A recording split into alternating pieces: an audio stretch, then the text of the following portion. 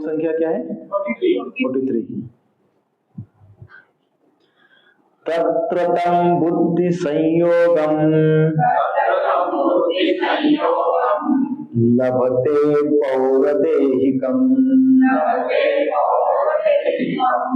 यत् ते च ततो भूयः संसिद्धौ कुरु नंदन। अनुवाद तात्पर्य श्रील प्रभुपाद जी के द्वारा। श्रील प्रभुपाद की जय। हे कुरुनंदन, ऐसा जन्म पाकर वह अपने पूर्व जन्म की दैवी चेतना को पुनः प्राप्त करता है और पुनः सफलता प्राप्त करने के उद्देश्य से वो आगे उन्नति करने का प्रयास करता है। तात्पर्य श्रील प्रभुपाद जी के द्वारा। श्रील प्रभुपाद की जय। राजा भरत जिन्हें तीसरे जन्म में उत्तम ब्राह्मण कुल में जन्म मिला, पूर्व दिव्य चेतना की पुनः प्राप्ति के लिए उत्तम जन्म की उदाहरण स्वरूप है। भरत विश्व भर के सम्राट थे और तभी से यह लोग देवताओं के बीच भारतवर्ष के नाम से विख्यात है। पहले यह इलाहू वर्ष के नाम से ज्ञात था। भरत ने अल्पायु में ही आध्यात्मिक सिद्धि के लिए संन्यास ग्रहण कर लिया था, किंतु वे सफल नहीं हो सके। अगले जन्म में उन्हें उत्तम ब्राह्मण कुल में जन्म लेना पड़ा और वे जड़ भरत कहलाए, क्योंकि वे एकांतवास करते थे तथा किसी से बोलते न थे। बाद में राजा रघुवीर ने इन्हें महानतम योगी के रूप में पाया। उनके जीवन से यह पता चलता है कि दिव्य प्रयास अथवा योगाभ्यास कभी व्यर्थ नहीं जाता। भगवत कृपा से योगी को कृष्ण भावनामृत में पूर्ण सिद्धि प्राप्त करने के बार-बार सुयोग प्राप्त होते रहते हैं। श्लोक संख्या 44। पूर्वाभ्यासेन तेनैव ह्रियते यावशोऽपि सः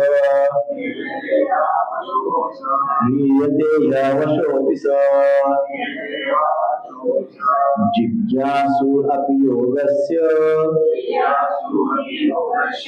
शब्द ब्रह्मादि वर्तते। अनुवाद और तात्पर्य श्रील प्रभुपाद जी के द्वारा। श्रील प्रभुपाद की जय। अपने पूर्व जन्म की दैवी चेतना से वह न चाहते हुए भी स्वतः योग के नियमों की ओर आकर्षित होता है।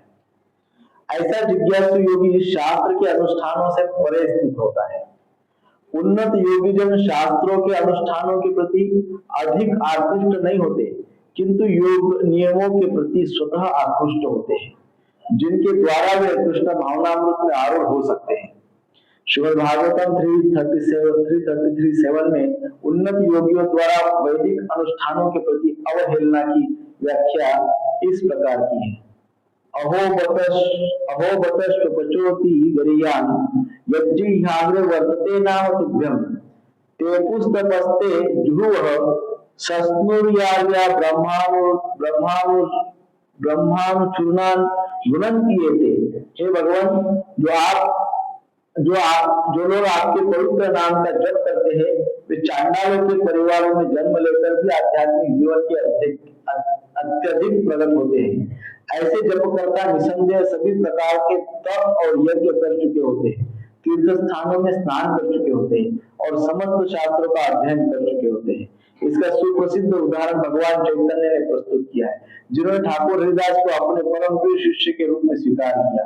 यद्यपि हरिदास का जन्म एक मुस्लिम परिवार में हुआ था, किंतु भगवान श्री चैतन्य ने उन्हें नामाचार्य की पदवी प्रदान की, क्योंकि प्रतिदिन नियम पूर्वक श्री भगवान के पवित्र नामों हरे कृष्ण कृष्ण कृष्ण हरे हरे, हरे राम राम राम हरे हरे का 3 लाख बार जप करते थे।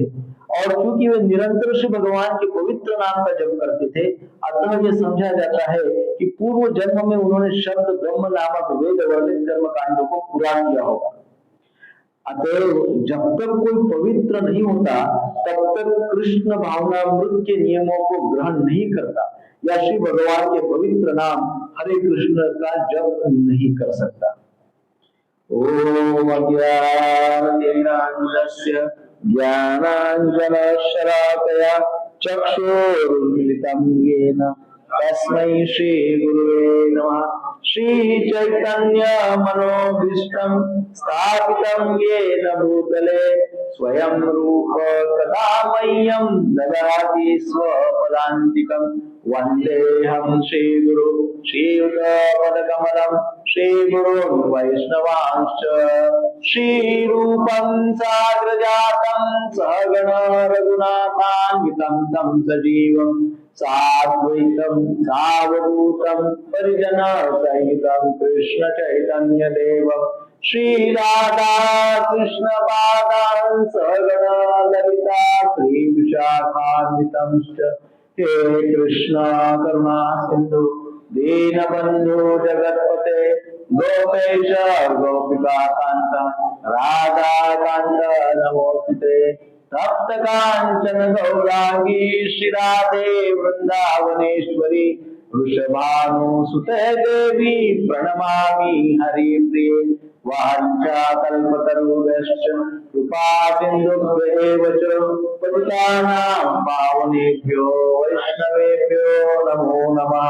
जय श्री कृष्ण चैतन्य प्रभु नित्यानंद श्री अद्वैत गदाधर श्रीवासादि गौर भक्तवृंद।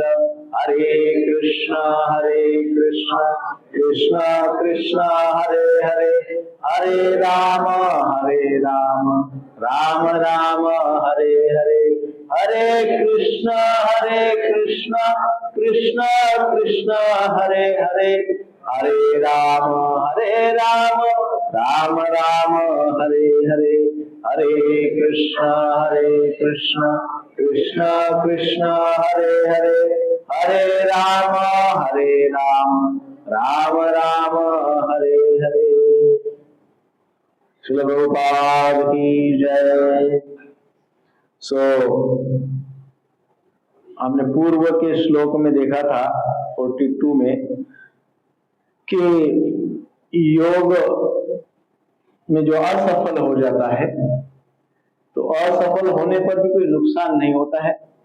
या तो वो धनी व्यक्ति के घर पे जन्म होता है अगला जन्म, या भक्त के यहाँ पे जहाँ पे भक्ति को पोषक वातावरण है ऐसी जगह पे उनका जन्म होता है।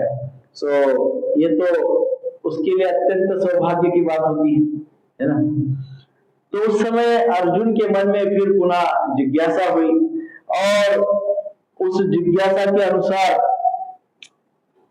अर्जुन के मन में एक भाव ऐसे प्रकट हुआ कि यदि वो व्यक्ति किसी अच्छे कुल में अच्छे भक्त के यहाँ जन्म लेते हैं या किसी धनी व्यक्ति के भी यहाँ भी जन्म लेते हैं तो क्या उस व्यक्ति को अर्थात उस योगी को जो असफल रहा है उस योगी को क्या अपने पूर्व जन्म का सब स्मृति रहता होगा? क्या पूर्व जन्म का पूरा सब कुछ उनको याद रहता होगा, स्मरण रहता होगा? क्या स्मृति कायम रहती होगी? ऐसा प्रश्न, ऐसी जिज्ञासा अर्जुन के मन में आई। तो भगवान तो अंतर्यामी है, भगवान समझ गए अर्जुन के मन में क्या है, इसलिए भगवान ने फिर ये श्लोक कहा है।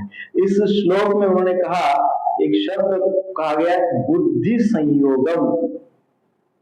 बुद्धि संयोगम अर्थात भगवान इस श्लोक में कहते हैं कि उस व्यक्ति को बुद्धि के संस्कार अनायास ही प्राप्त हो जाते हैं। क्या प्राप्त हो जाते हैं? उनकी बुद्धि के ऊपर जो संस्कार हुए हैं पूर्व में, वो बुद्धि के संस्कार इस जन्म में अनायास ही प्राप्त होते हैं और फिर वो बुद्धि के संस्कार अनायास प्राप्त होने के कारण वो व्यक्ति आध्यात्मिक प्रगति करता है। क्या करता है? इस जन्म में आध्यात्मिक प्रगति करता है। अब हमने यदि सीक्वेंस से देखे तो सीक्वेंस से हमने क्या देखा कि जो योग करता है, जो योग में यशस्वी हो जाता है उसकी तो कोई बात ही नहीं है, वो योगारूढ़ हो जाता है।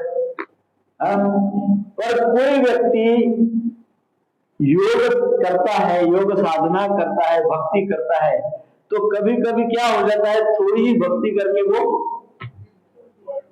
असफल हो जाता है, फॉल डाउन हो जाता है, थोड़ी भक्ति में डेविएट हो जाता है। तो उसको क्या मिलता है? वो स्वर्ग मिलता है ना, वो बड़ा धनी सब स्वर्ग में चला जाता है। और जो दूसरे प्रकार का व्यक्ति है कौन सा, जो बहुत समय तक योग साधना करता है, भक्ति करता है, बहुत समय साधना भक्ति करने के पश्चात उसका डेविएशन हो जाता है, असफल हो जाता है, डिस्ट्रैक्ट हो जाता है, फॉल डाउन हो जाता है, तो उसको क्या मिलता है, उसको अच्छे कुल में जन्म मिलता है, जहां उसको भक्ति के लिए पोषक वातावरण हो, योग साधना के लिए पोषक वातावरण हो, ऐसी जगह पे उनका जन्म होता है। ठीक है, यहाँ तक हुआ। फिर ऐसे यहाँ पे जन्म होने के पश्चात फिर नेक्स्ट पूछा गया कि क्या ऐसे जन्म जहाँ पे उनको होता है, क्या वहां पे उनको सब याद आता है जो पूर्व में उन्होंने किया है, पूर्व की योग साधना उनके स्मृति में रहती है क्या? तो अब उस सीक्वेंस में भगवान उत्तर दे, क्या कह रहे, बुद्धि संयोगम। अर्थात ऐसा तो नहीं ना कि पूर्व में योगी था इसलिए जो नया जन्म उसको प्राप्त हुआ है तो उसको पूर्व जन्म का सब याद है, ऐसा तो नहीं है। तो क्या है, तो बताया गया बुद्धि संयोगम लभते। क्या बताया गया, बुद्धि संयोगम लभते। उस व्यक्ति को बुद्धि संयोगम अर्थात चेतना की जागृति शब्दशः हमें बताया गया है। बुद्धि संयोगम अर्थात चेतना की जागृति लभते अर्थात प्राप्त होती है। पौर्व देहिकम, एक शब्द क्या आया है, पौर्व देहिकम। पौर्व देहिकम अर्थात पूर्व देह से, पौर्व का पूर्व देहिकम अर्थात देह से, पूर्व देह से अर्थात ऐसा जन्म पाकर वो अपने पूर्व जन्म की दैवी चेतना को, यहाँ पे जो बताया गया है बुद्धि संयोगम अर्थात दैवी चेतना, प्रभुपाद जी तात्पर्य में उसको कहते हैं कृष्ण कॉन्शियसनेस। क्या कहते हैं, कृष्ण कॉन्शियसनेस, कृष्ण भावना भावित जीवन अर्थात कृष्ण से प्रेरित, कृष्ण भक्ति से प्रेरित चेतना। कौन सी चेतना, कृष्ण भक्ति से प्रेरित, कृष्ण भक्ति से ओतप्रोत चेतना, कृष्ण कॉन्शियसनेस। सो इस प्रकार से उसको ये प्राप्त होती है। और जब पूर्व के जन्म में उसने जो छोड़ा वो इस जन्म में वहां से आगे उन्नति करता है, ऐसे इसका अर्थ है। तो पहली पंक्ति जो बताई, तत्र तम बुद्धि संयोगम लभते पौर्वदेहिकम अर्थात वहां उसे अपने पूर्व जन्म की दैवी चेतना पुनः प्राप्त हो जाती है। सो भगवान आप देखेंगे भगवान 10वें अध्याय के 10वें श्लोक में कहते हैं कि जो लोग भगवान के भक्तों के साथ मिलकर भगवान के ही विषय में सुनते तथा सुनाते रहते हैं, उनके हृदय में भगवान बुद्धि का ऐसा योग प्रदान करते हैं ताकि वो भगवान के निकट आ सके, है ना।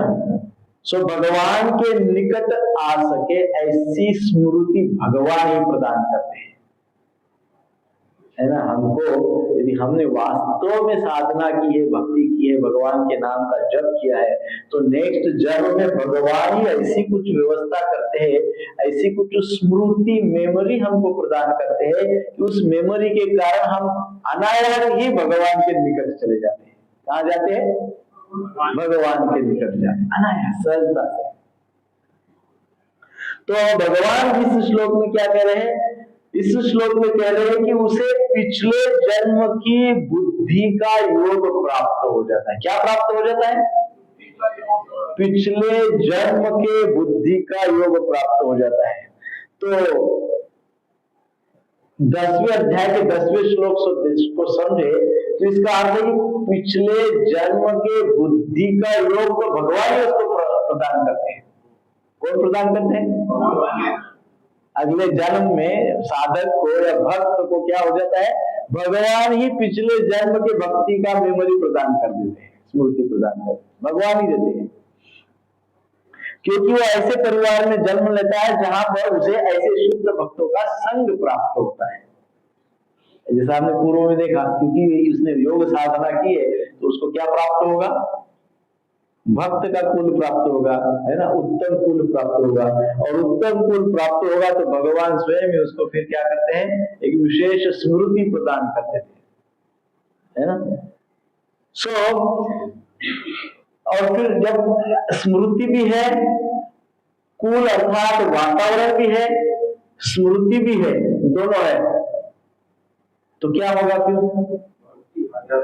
आध्यात्मिक उन्नति होगी। इस प्रकार से भगवान की 15वें अध्याय के 15वें श्लोक में भी क्या कहते हैं कि वे ही सभी के हृदय में स्थित होकर स्मृति प्रदान करते हैं।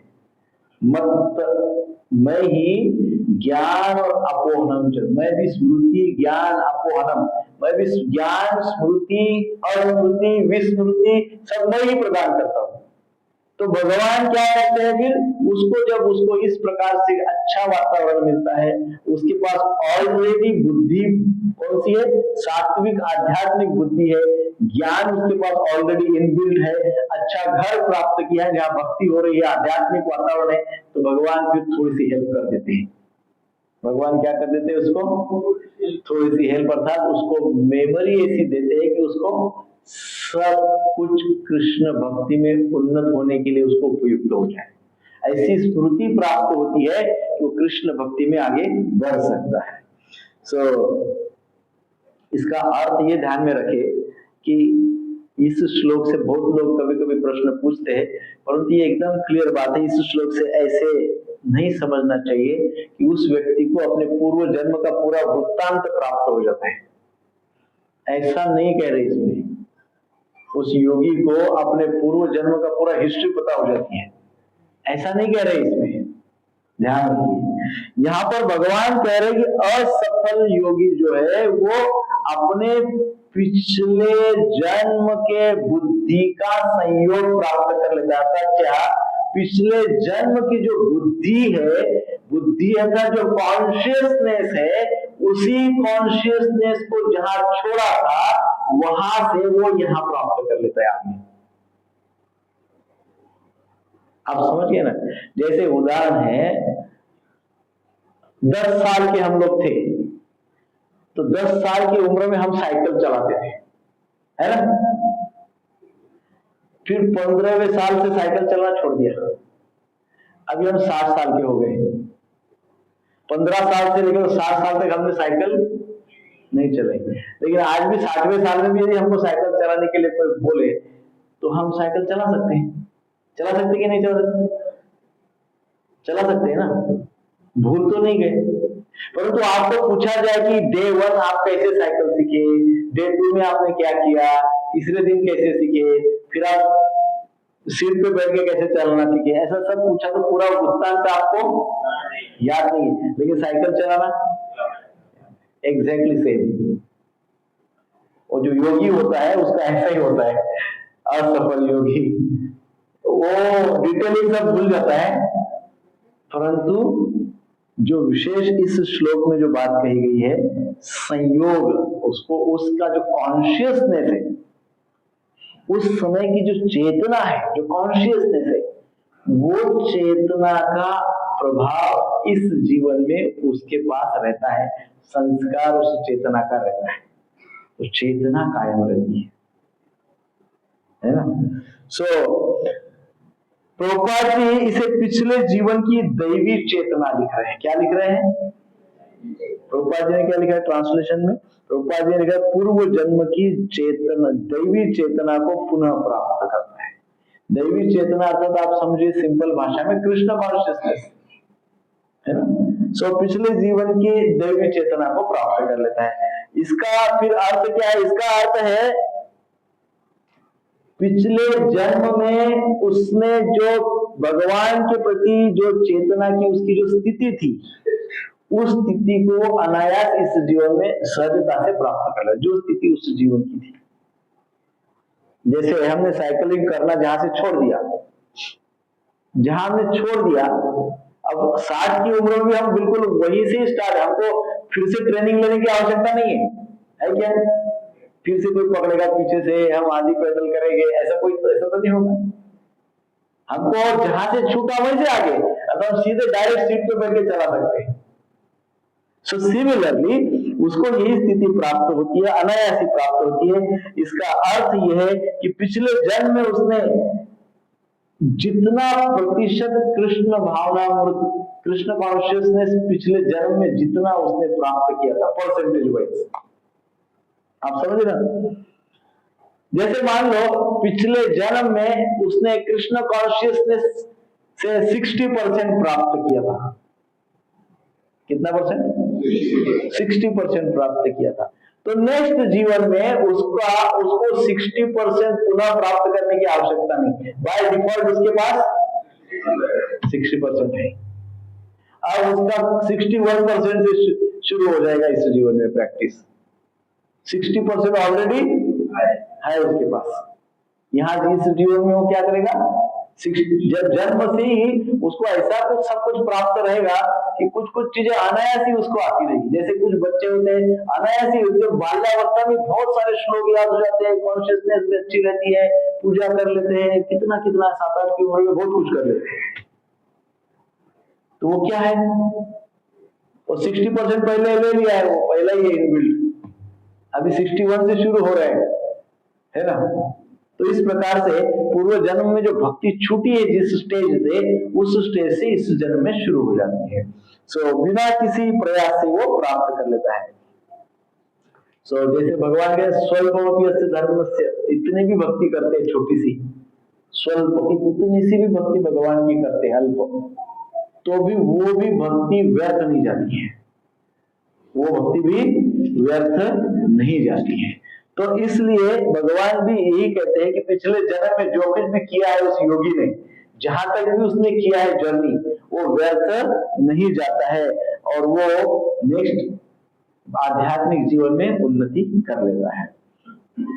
ये तात्पर्य में श्रील प्रभुपाद जी लिखते हैं, ऐसे कर्म का लघु आरंभ होने पर भी कोई बाधा नहीं आती, न कभी इस आरंभ का विनाश होता है। जैसे आध्यात्मिक कर्म कोई भी करो आप, आध्यात्मिक क्रिया, उसमें कोई बाधा नहीं आती है, न कोई उसका विनाश कर सकता है। भौतिक स्तर पर प्रारंभ किए जाने वाले किसी भी कार्य को पूरा करना होता है, अन्यथा सारा प्रयास निष्फल हो जाता है। अब आप सोचिए, एक योगी की तुलना एक कर्मी से करिए, एक योगी की तुलना एक कर्मी से करिए। एक योगी की चर्चा हो रही है, जो योगी भक्त है उसने पिछले जन्म में 60% भक्ति किया, इस जन्म से 61 से आगे उसको मिलेगा। 60 तो बाय डिफॉल्ट है, शुरुआत 61 से हो जाएगी। अब दूसरा उदाहरण कर्मी का लीजिए, एक व्यक्ति ने पिछले जन्म में 60 करोड़ रुपया कमाया, कितना कमाया, तो इस जन्म से कहां से शुरुआत होगी, कोई भरोसा नहीं कि 61 करोड़ उसके बाय डिफॉल्ट अकाउंट में जमा हो जाएगा। जन्म होते से उसके अकाउंट में 61 करोड़ आएगा क्या, नहीं आएगा। दैट इज द डिफरेंस, है कि नहीं। ये मुख्य बात इस श्लोक की है। जितने भी हम भौतिक सुख लोलुपता के कारण साधन इकट्ठा कर लेते हैं, जितने भी साधन इकट्ठा करते, जितना भी धन इकट्ठा करते, जो भी कुछ करते हैं, वो नेक्स्ट लाइफ में कुछ भी नहीं मिलेगा उसमें का, कुछ भी नहीं। जो भी है वो यहीं पे है, जो भी है यहीं पे है। पर थोड़ी भी भक्ति करते हैं तो वो कंटिन्यूअस अकाउंट है, वो चलते रहता है, नेक्स्ट लाइफ में भी उसका बेनिफिट मिलेगा। तो फिर करना क्या चाहिए, क्या फिर धन अर्जित ही नहीं करना चाहिए, सब हम लोग संन्यास ले लेंगे।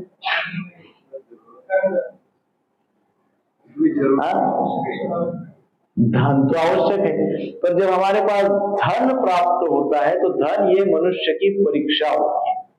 भगवान हमको धन क्यों देते हैं पता है, यदि किसी के पास धन है प्रचुर मात्रा में तो क्यों है, भगवान परीक्षा ले रहे कि ये धन का सदुपयोग कैसा होगा, ये कैसा सदुपयोग करता है ये व्यक्ति। उसी धन से हम सत्कर्म करेंगे, परमार्थ करेंगे, भगवत सेवा करेंगे, तो वही धन से किए हुए कर्म जो है अगले जन्म में हमको लाभ दे सकते हैं, है कि नहीं।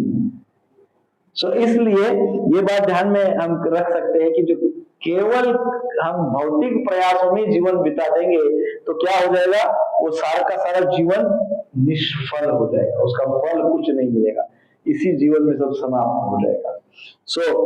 कृष्ण भावनामृत में प्रारंभ किए जाने वाला कोई भी कार्य अधूरा रहकर भी स्थायी प्रभाव करता है। कार्य हमारा अधूरा रह गया, अधूरा भी रह गया तो भी प्रभाव उसका कैसा है, स्थायी परमानेंट है, life after life continuous procedure, continuous है ना। सो अतः ऐसे कर्म करने वाले को कोई हानि नहीं होती, इसलिए भक्ति या आध्यात्मिक कर्म करने वाले का कभी भी कोई भी लॉस नहीं होता है, किसी भी प्रकार का कोई भी लॉस नहीं होता है, चाहे वो कर्म अधूरा ही क्यों न रह जाए, चाहे उसका आध्यात्मिक कर्म अधूरा भी क्यों नहीं रह जाए। यदि कृष्ण भावनामृत का 1% भी कार्य पूरा हो तो उसका स्थायी फल होता है, अतः अगली बार 2% से शुभारंभ होता है, जैसा कि हमने चर्चा की। किंतु भौतिक कर्म में 100% सफलता न प्राप्त हो तब तक कोई लाभ नहीं होता है ना। सो ये हमने विशेषकर कंपैरिजन देखा है आध्यात्मिक कार्य और भौतिक कार्य।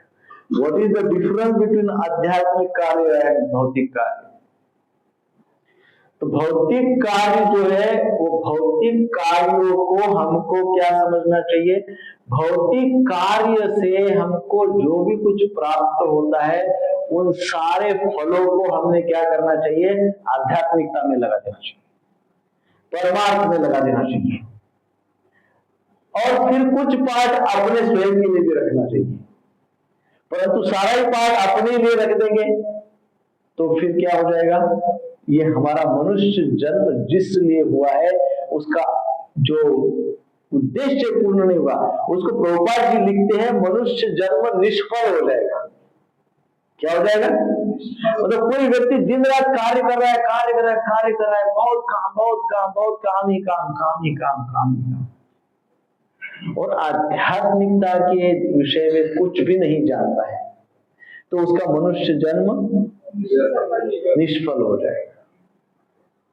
काम कर रहा है, अर्थार्जन कर रहा है, धन प्राप्त कर रहा है, और फिर उस धन का उपयोग अपने लिए भी, अपने परिवार के लिए भी कर रहा है, एट द सेम टाइम दूसरों के लिए भी कर रहा है, एट द सेम टाइम भगवत सेवा में भी लग रहा है ना।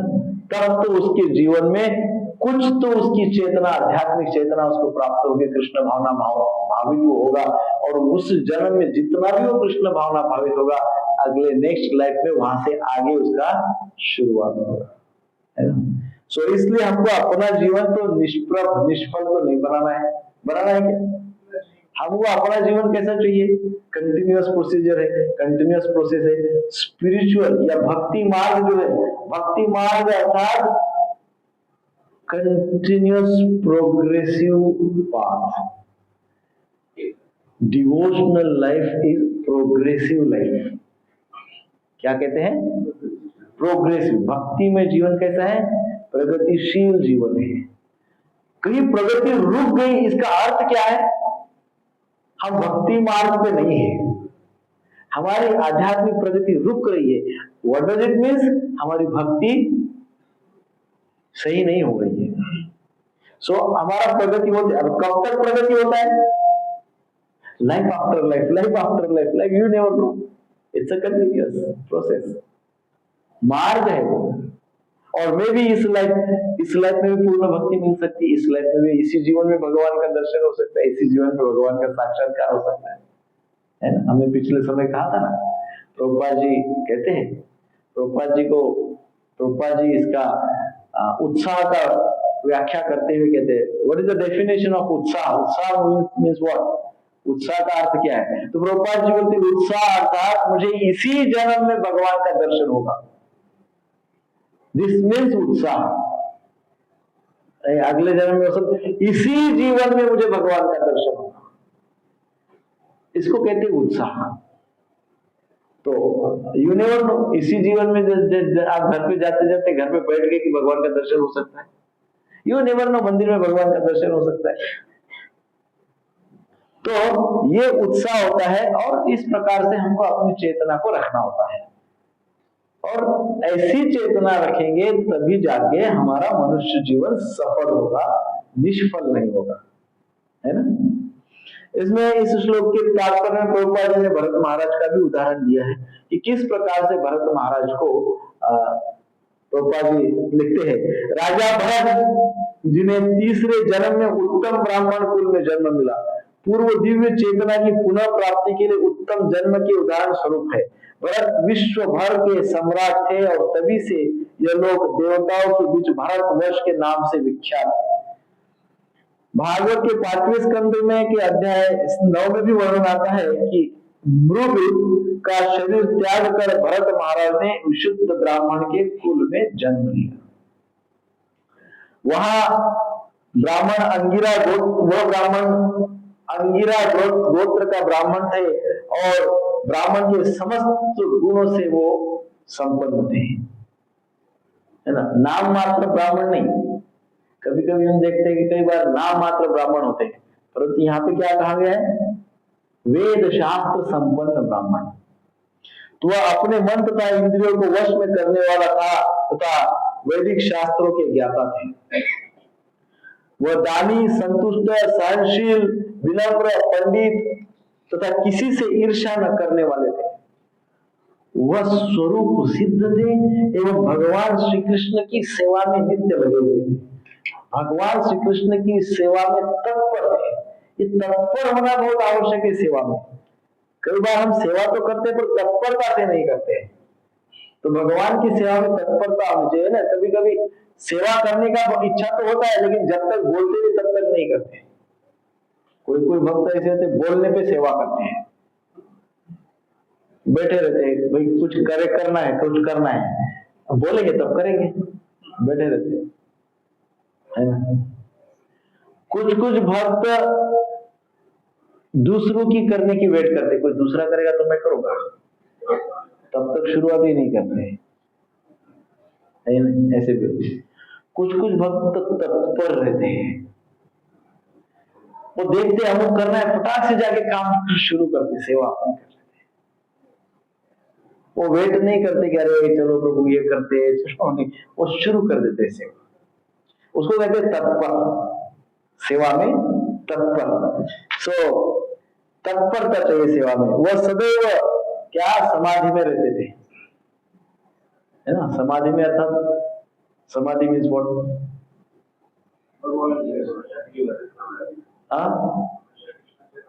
कनेक्टेड रहते थे।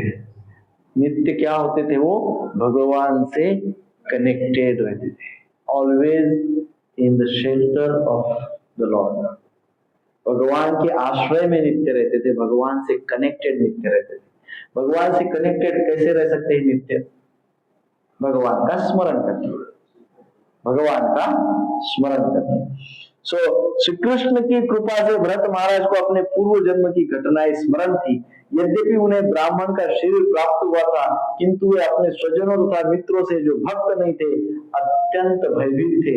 वे ऐसी संगति से सदैव सतर्क रहते थे, क्योंकि उन्हें भय था कि कहीं पुनः असफल न हो जाए, पुनः डेविएशन न आ जाए, पुनः अपने रास्ते से भटक न जाए, पुनः भक्ति छूट न जाए, पुनः किसी आकर्षण में फंस न जाए। इसलिए वो अकेले रहते थे। वो भय होता था कि पूर्व जन्म का आध्यात्मिक स्मृति थी, उनको भय होता था कि कहीं पत्थर के, व्यक्ति का कोई भरोसा नहीं है मनुष्य का, कब कौन से वस्तु के प्रति आकर्षण हो जाएगी उन्हें, है ना। पत्थर के प्रति भी व्यक्ति का आकर्षण हो जाता है। एक 10-20 दिन आप अपने घर में एक पत्थर रखो, ऐसा कोई भी एक पत्थर उठाओ, 10 दिन 15 दिन तक एक कोपरे में रख दो कॉर्नर में।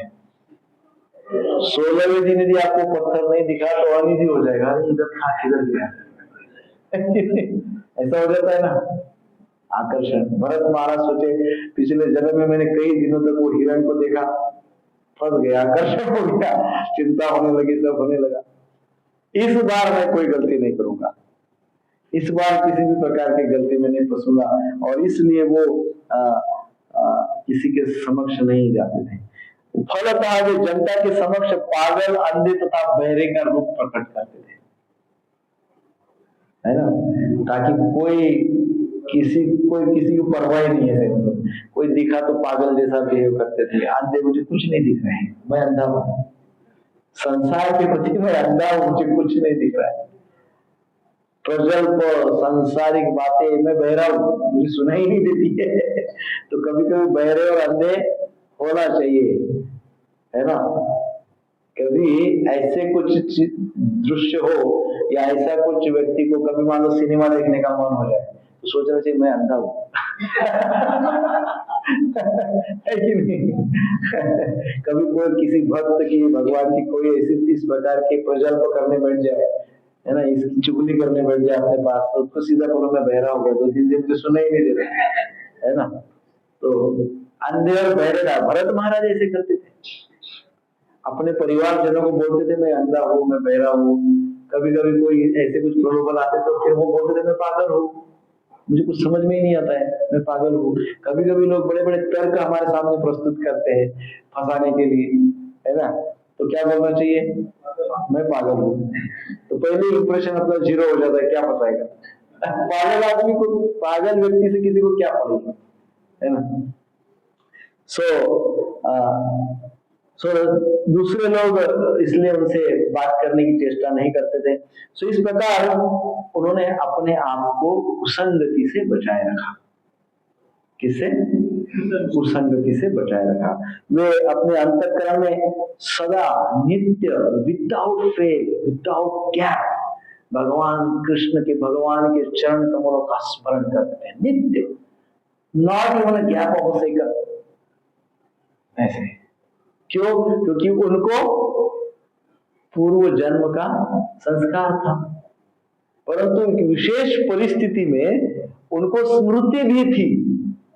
वो विशेष परिस्थिति है, भगवान ने उनको स्मृति दी थी। भगवान जैसे कहते हैं, हमने कहा ना, भगवान कहते हैं कि मैं ही ज्ञान देता हूं, मैं ही स्मृति देता हूं, मैं ही विस्मृति देता हूं। तो ज्ञानम अपोहनम जो, ज्ञान स्मृति अपोहनम, अस्मृति विस्मृति सब मैं ही देता हूं।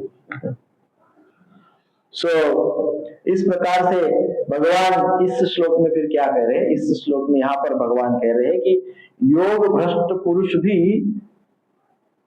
पिछले जन्म के योग चेतना को सहजता से अनायास ही प्राप्त कर लेता है, सहजता से अनायास ही प्राप्त कर लेता। इस जीवन में छोटी सी भक्ति करो, नेक्स्ट जीवन में वो प्राप्त हो जाए। So nothing goes waste. प्रश्न क्या था? प्रश्न ये था कि जब वो योगी जो होता है, कुछ समय के पश्चात यदि वो असफल हो गया तो उसके साथ क्या होता है। तो भगवान ने कितनी बातें बता दिया कि उसके साथ कुछ नहीं, उसका अच्छा ही होता है, इन शॉर्ट, है ना।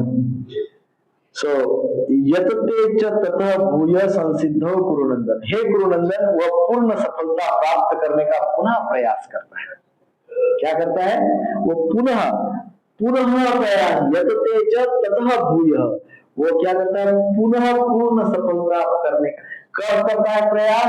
जब नेक्स्ट अगले जन्म को प्राप्त करता है। पिछले जन्म की 60% भक्ति की है, अब 61% से शुरुआत करता है, 100% प्राप्त करने का प्रयास करता है। अब इस जन्म में क्या करता है? वो 100% प्राप्त करने का प्रयास करता है। अभी उसको 40 ही चाहिए, 60 तो पिछला संस्कार है, 60 पिछला संस्कार है, 40 ही प्राप्त करना है।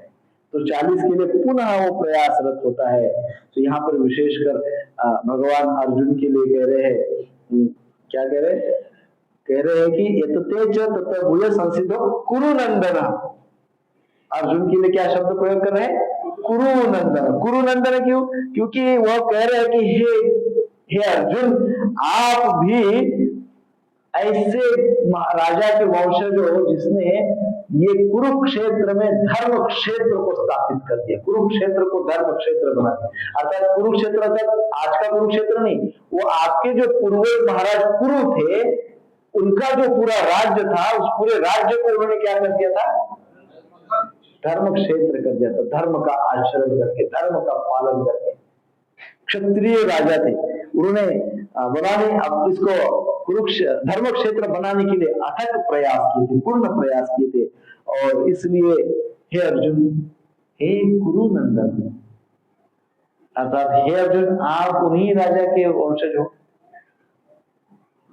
तो आप भी क्या कर सकते हो?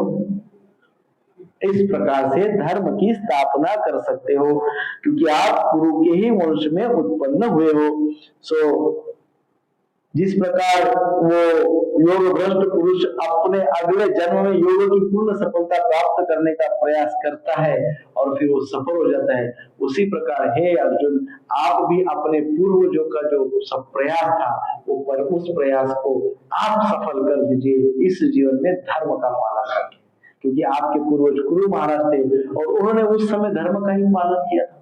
आपका पूरा वंश जो है वो धर्म का ही पालन करता है, तो वो तो परंपरा चलती आ रही है पूर्वापार अनेकों अनेकों जन्मों से, अनेकों अनेकों पीढ़ियों से। आप उसी परंपरा को कंटिन्यू इस जन्म में इस जीवन में करिए, आप अपने जीवन को सफल करिए, युद्ध करिए, आपके लिए युद्ध करना ही योग करना है ना। इस प्रकार से भगवान यहाँ पे अर्जुन को समझा रहे हैं।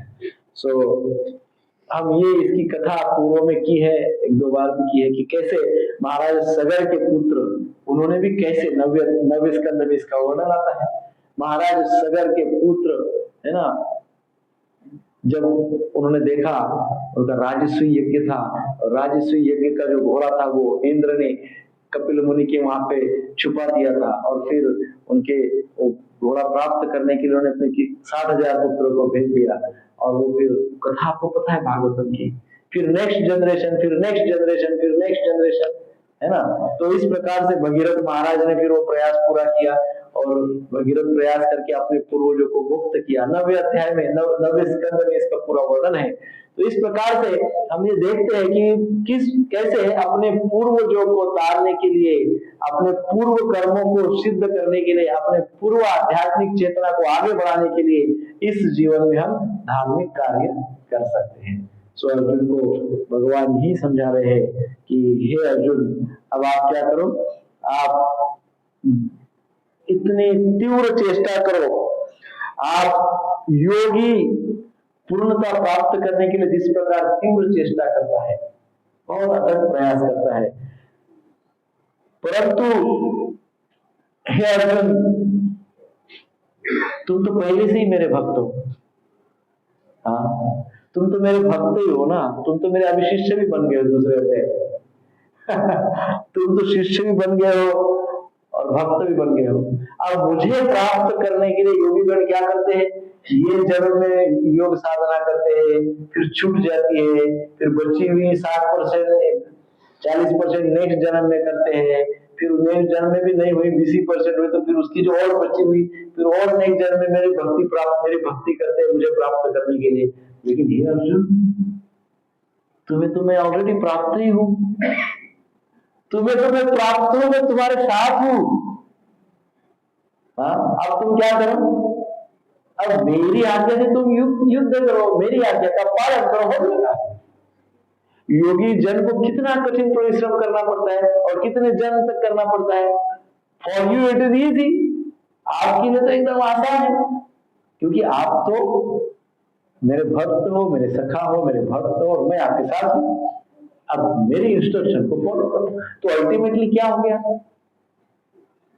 अल्टीमेटली बात यह है कि सरलता से हमने कृष्ण के इंस्ट्रक्शन को फॉलो करना चाहिए। ये सिंपल, इतनी सारी चर्चा हमने की, परंतु बार बार भगवान है ना कहीं एक सार रूप में एक सेंटेंस बोल देते, फॉर्मूला, एक सूत्र बोल देते हैं, एक सिंपल सूत्र बोल देते हैं। वो सिंपल सूत्र को यदि हम समझे तो हमको बहुत डिटेलिंग करने की आवश्यकता नहीं, हमको योग साधना करने की आवश्यकता नहीं पड़ेगी यदि हम सिंपल भगवान के इंस्ट्रक्शंस को फॉलो करेंगे।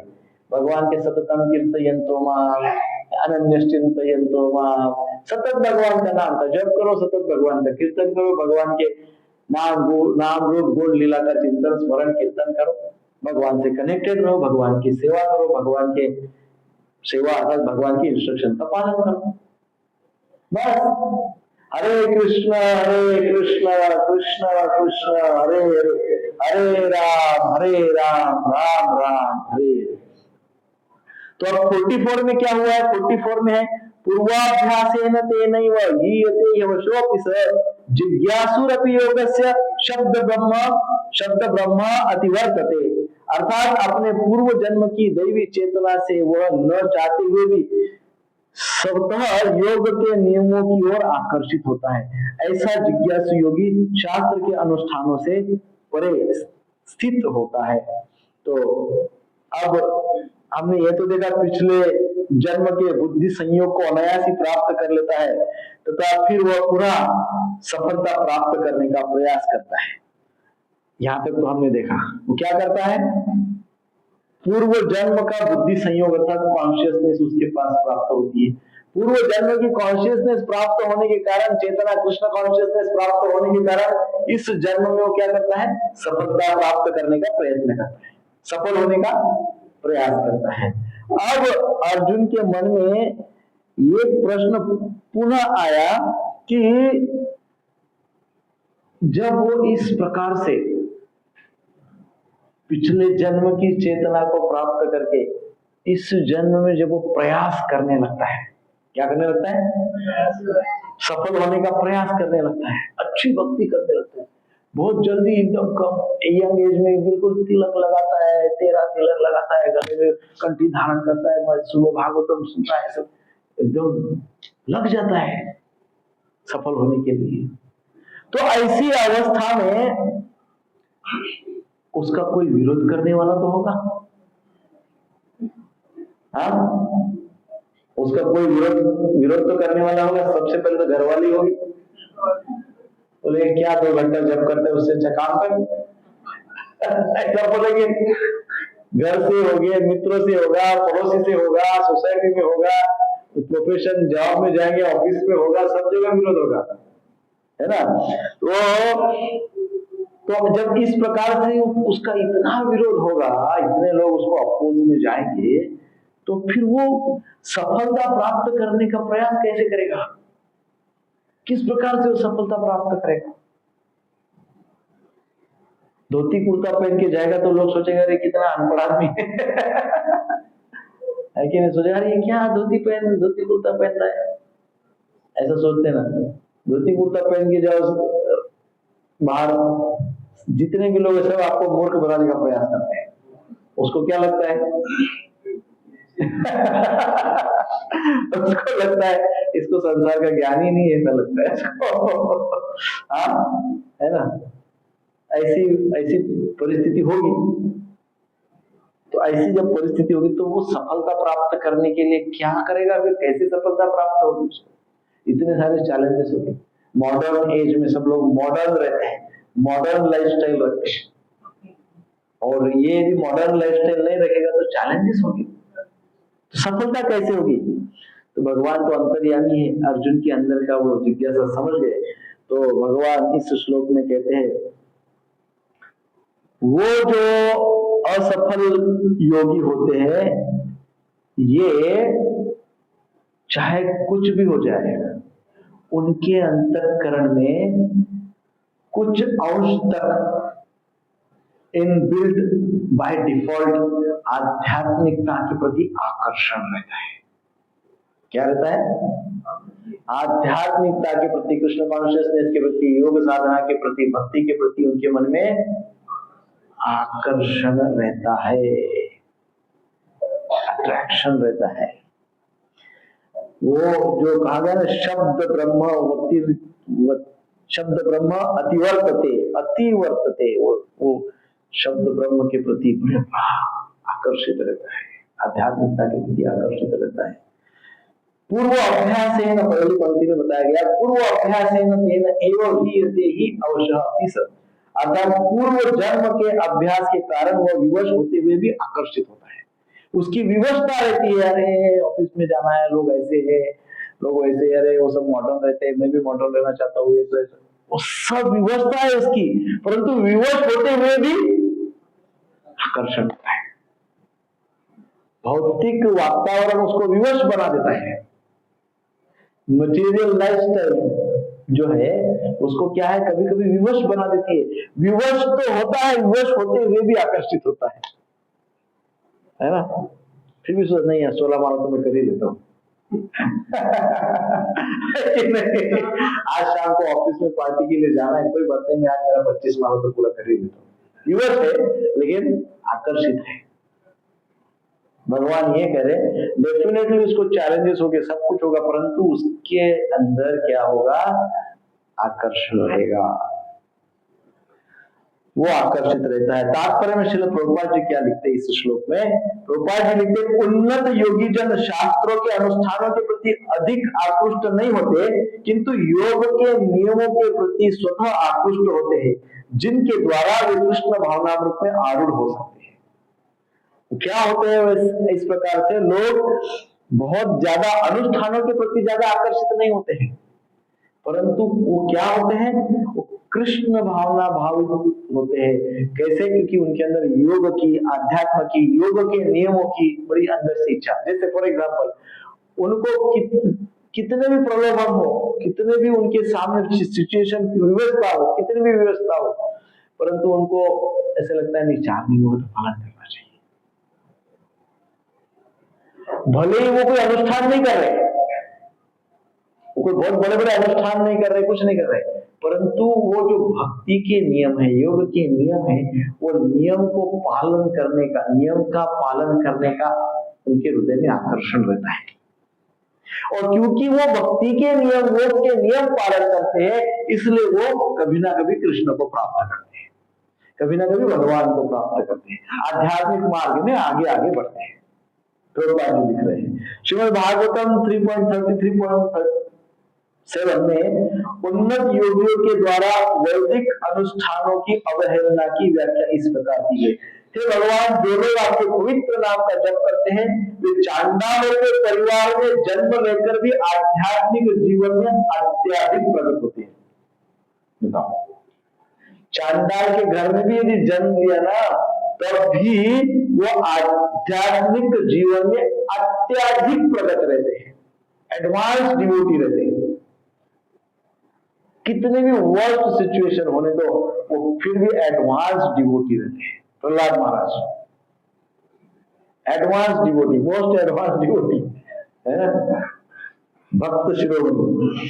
सो ऐसे जप करता निसंदेह सभी प्रकार के तप और यज्ञ कर चुके होते हैं। अब इतनी उनकी दृढ़ता भगवान के नाम में होती है, इसका अर्थ क्या है?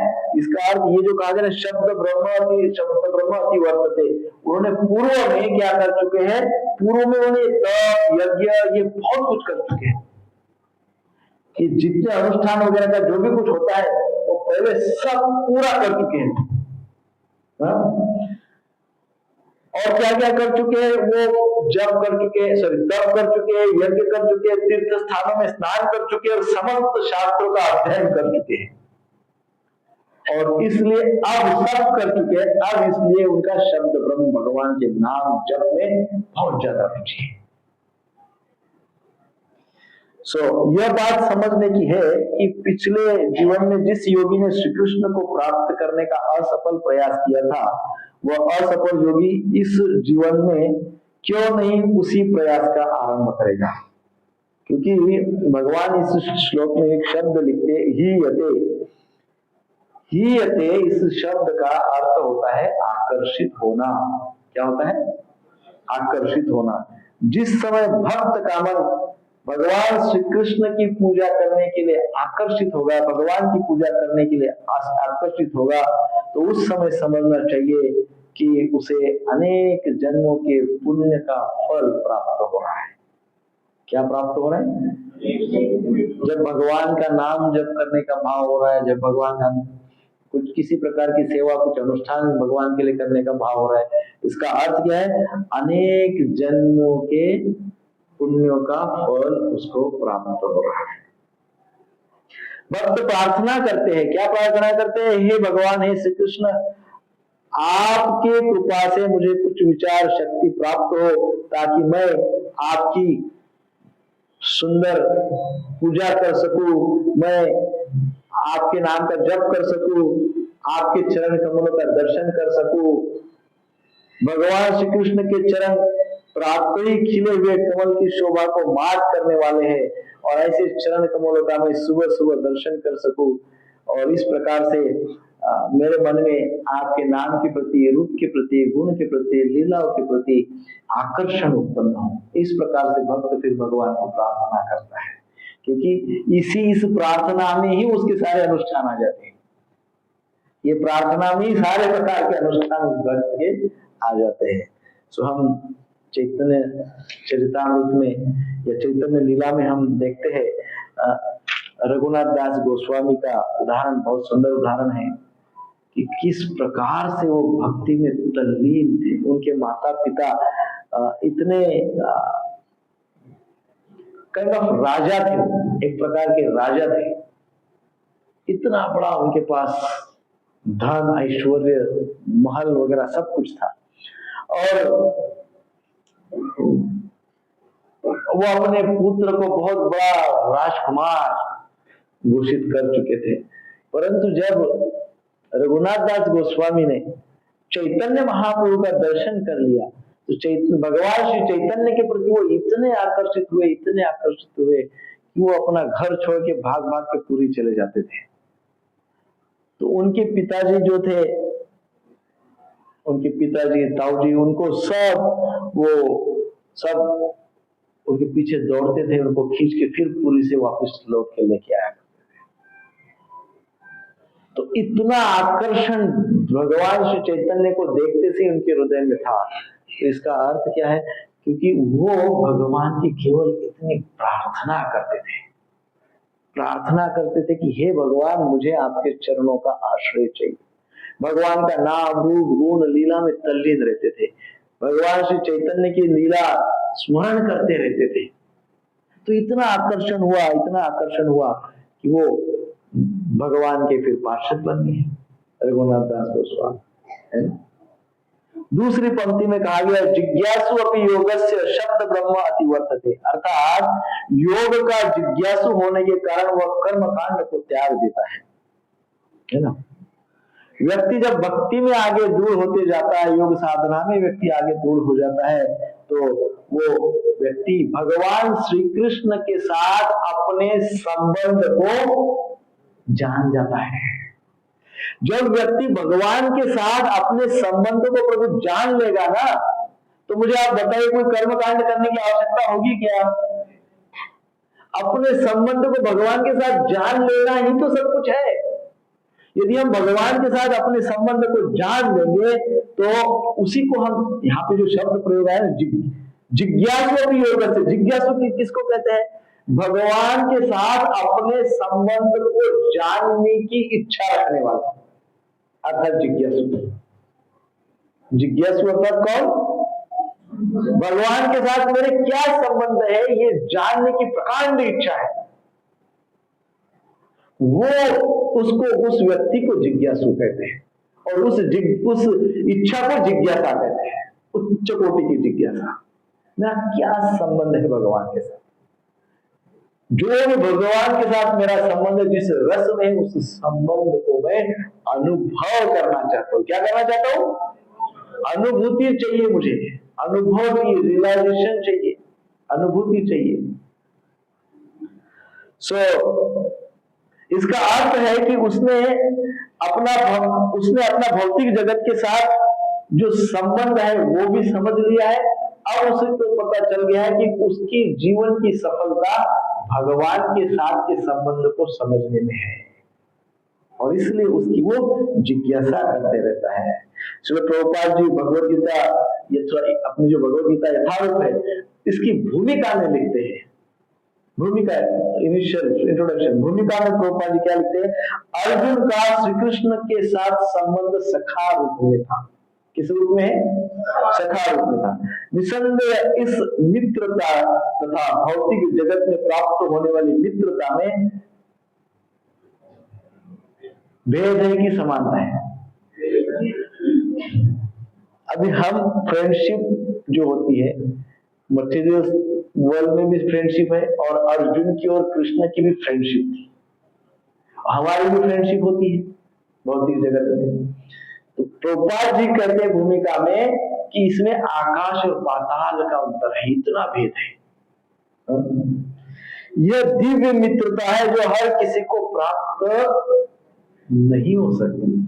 निसंदेह प्रत्येक व्यक्ति का भगवान से सीधा संबंध होता है, और यह संबंध भक्ति की पूर्णता से जागृत होता है। ऐसा देखा जाए तो जितना संबंध अर्जुन का भगवान के साथ है उतना हमारा भी हो सकता है। क्यों नहीं हो सकता है? हो सकता है, परंतु उसके लिए हमारे हृदय में भक्ति को पूर्ण रूपेण जागृत करना पड़ेगा। एक्टिव डिवोशन चाहिए। कौन सी डिवोशन चाहिए और कैसी? पूरी तरह से एक्टिव डिवोशन चाहिए, है ना? एक्टिव, टाइम पास डिवोशन नहीं, एक्सटर्नल डिवोशन नहीं। डिवोशन को इंटरनलाइज करते आना चाहिए, भक्ति को आंतरिक स्तर पे लेके जाते आना चाहिए, अंदर से भक्ति होनी चाहिए, अंदर से ट्रांसफॉर्मेशन, अपग्रेडेशन, रियलाइजेशन, दर्शन होना चाहिए।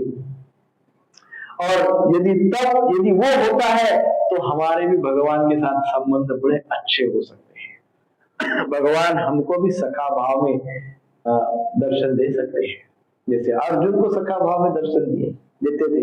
किंतु वर्तमान जीवन की अवस्था में हमने न केवल भगवान को भुला दिया, अपितु हम भगवान के साथ अपने शाश्वत संबंध को भी भूल गए। प्रभुपाद जी लिखते हैं, प्रभुपाद जी क्या कह रहे हैं? हमने ऐसा नहीं है कि हम भगवान को भूल गए, भगवान को तो भूल ही गए, लेकिन हमारा भगवान के साथ क्या संबंध है वो भी भूल गए, अपने रिलेशन को भी भूल गए। भगवान के साथ, भगवान के साथ जो मेरा रिलेशन है वो भी हम भूल गए, भगवान को भी भूल गए, भगवान के साथ हमारे संबंध को भी भूल गए। लाखों करोड़ जीवों में से प्रत्येक जीव का भगवान के साथ नित्य और विशिष्ट संबंध है, स्पेशल रिलेशन है और नित्य, इटर्नल, नित्य संबंध है। यह इसको कहा जाता है स्वरूप, इसको स्वरूप कहा गया है। सो भक्ति योग की प्रक्रिया द्वारा यह स्वरूप जागृत किया जा सकता है, तब यह अवस्था स्वरूप सिद्धि की अवस्था कहलाती है, और यह स्वरूप की अर्थात स्वाभाविक या मूलभूत स्थिति की पूर्णता कहलाती है। सो इन शॉर्ट, हमको भगवान के साथ अपना जो संबंध है उसको हमको अच्छे से समझना होगा। भगवान के साथ के संबंध को समझने के लिए हमारे हृदय में भक्ति भाव रखना होगा, और हमारे हृदय में जो भक्ति भाव आता है, इस श्लोक के पूर्व के श्लोक को देखें तो पूर्व जन्म से उसके कुछ संस्कार निश्चित होते हैं। पूर्व जन्म के संस्कार से हम भक्ति को प्राप्त करते हुए आगे प्रगति करते हैं। तो फिर अब एक प्रश्न ये आता है, हमको पता कैसे चलेगी हमारे पास पूर्व जन्म के संस्कार है? ये पहला प्रश्न। और दूसरा प्रश्न, मान लो नहीं है, फॉर एग्जाम्पल हमको भी पता नहीं है किसके पास क्या है, हम थोड़ी ना भगवान है, तो भगवान ही जाने किसके पास पूर्व जन्म का क्या गट्ठा भर के रखा हुआ है। ये गट्ठे को तो कौन जानता है? भगवान जानते, बाकी कोई दूसरा नहीं जानता। हम नहीं जानते, आप सिम्टम्स हम जान सकते हैं। सिम्टम्स आप सब प्रतिदिन शनिवार को क्लास में आते हैं, इसका अर्थ है कि आपके पास पिछले जन्म के बहुत अच्छे संस्कार हैं। जो भगवत गीता को समझने का प्रयास करता है, जो गीता का प्रशंसक है, गीता का फॉलोअर है, रोज नाम जप करता है, 4 नियमों का पालन करता है, निश्चित 100% पूर्व जन्म का बहुत बड़ा अच्छा संस्कार हमारे पास है, आप सभी के पास है।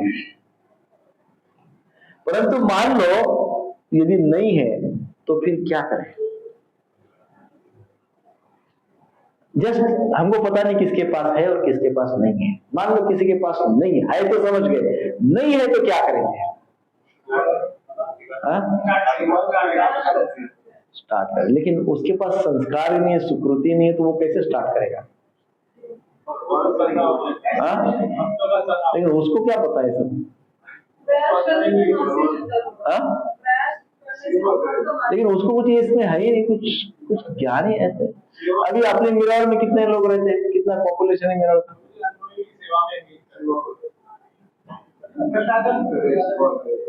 देखो मिरार में 25-30 का कितना 15-20 करोड़ लोग रहते हैं, 15-20 लाख लोग रहते हैं। अपने शारीरिक क्लास में कितने आते हैं? है ना, 50-60-100 के अंदर ही आते हैं। रहते कितने हैं? तो जो भी है इसमें से सारे ही गए, ऐसा नहीं कह सकते कि ये नहीं है, लेकिन इसमें से कितने लोगों का पता नहीं कि पिछला कुछ है भी कि नहीं संस्कार। तो फिर क्या करें? तो इसलिए प्रभुपाद जी ने एक मिशन बनाया है। हाँ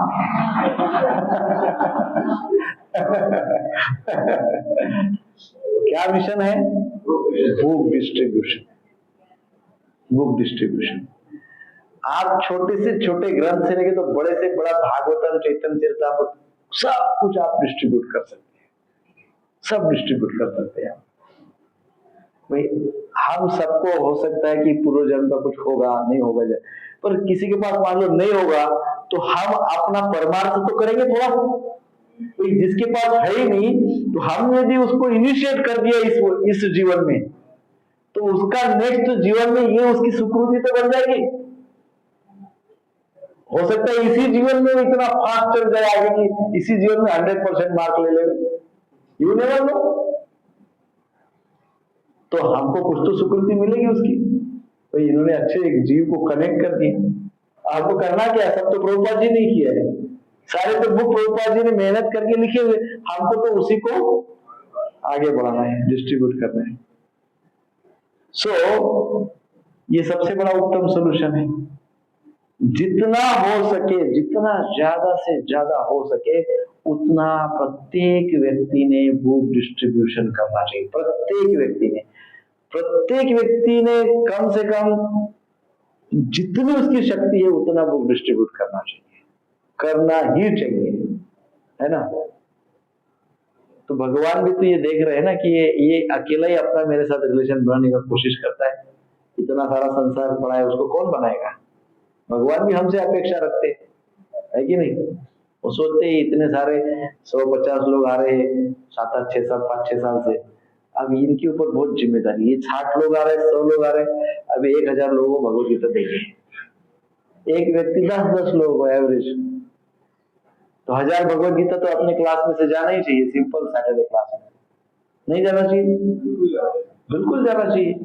प्रत्येक ने अपने इतने जितने लोग बैठे, 1000 भगवत गीता इज नथिंग। ये कोई व्यापार नहीं है।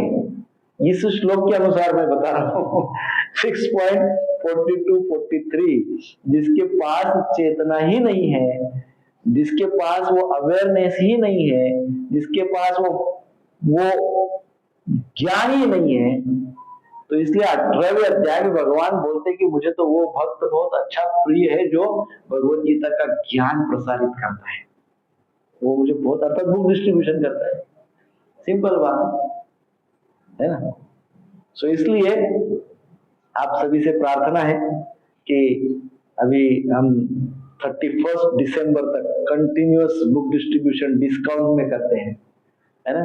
वो अपने ग्रुप पे हम वो डाल देंगे, अपने ग्रुप पे वो उसका पिक्चर डालेंगे, कौन सी भगवत गीता कैसा